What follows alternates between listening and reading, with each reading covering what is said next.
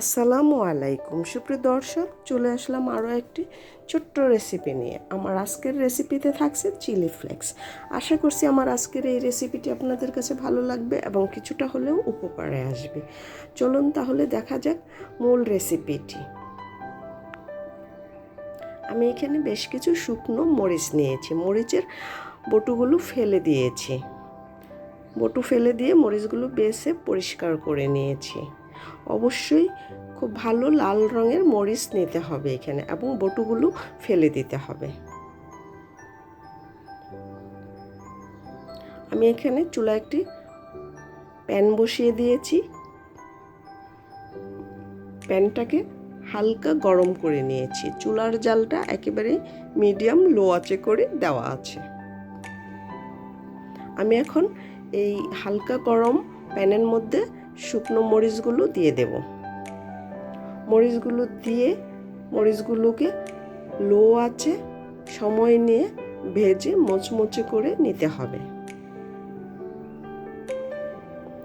মরিচগুলো দেওয়ার পর একটু সময় অপেক্ষা করে তারপর মরিচগুলোকে নেড়ে চেড়ে দিতে হবে।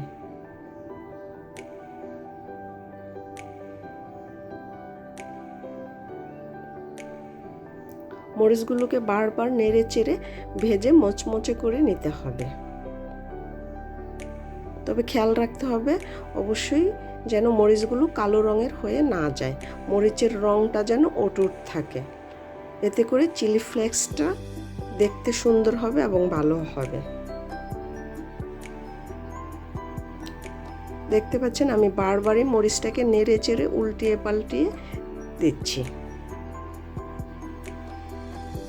চুলা একেবারেই বাড়ানো যাবে না, একেবারেই লো আঁচে মরিচটাকে ভেজে নিতে হবে। মরিচটা ভাজা হয়ে গিয়েছে এবং মচমচে হয়ে গিয়েছে। এখন মরিচটাকে আমি ঠান্ডা করে তারপরে আমি একটা ব্লেন্ডার জারে দিয়ে দেব।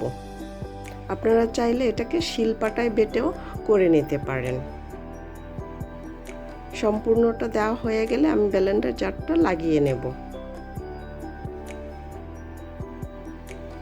এখন ঢাকনা লাগিয়ে তারপরে ব্লেন্ড করে নেব।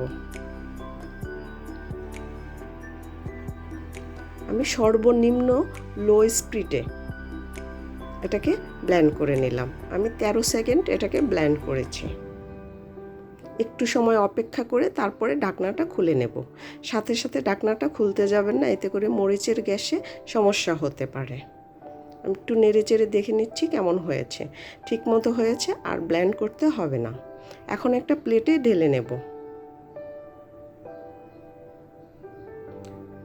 আমি একটা প্লেটে ঢেলে নিয়েছি, নেড়ে চেড়ে দিচ্ছি। বেশ সুন্দর হয়েছে। বিচিগুলো আস্ত আস্ত আছে এবং কিছু মরিচের চামড়াটাও আস্ত আস্ত আছে। একেবারে ভেঙে গুঁড়ো করে যাবে না, বিচিগুলো অবশ্যই আস্ত রাখতে হবে। তো কাছ থেকে দেখিয়ে দিলাম, দেখে হয়তো বুঝতে পারছেন কতটা সুন্দর হয়েছে এবং মরিচের কালারটাও খুব ভালো আছে। আশা করছি আমার আজকের এই ছোট্ট রেসিপিটি আপনাদের কাছে ভালো লেগেছে। রেসিপিটি ভালো লেগে থাকলে অবশ্যই রেসিপিটি ফলো করে একবার বাসায় তৈরি করে দেখবেন। আপনাদেরটা কেমন হয়েছে কমেন্টস করে জানাবেন। পরবর্তী রেসিপি দেখার আমন্ত্রণ জানিয়ে আজকের মতো এখানেই বিদায় নিলাম। আল্লাহ হাফেজ।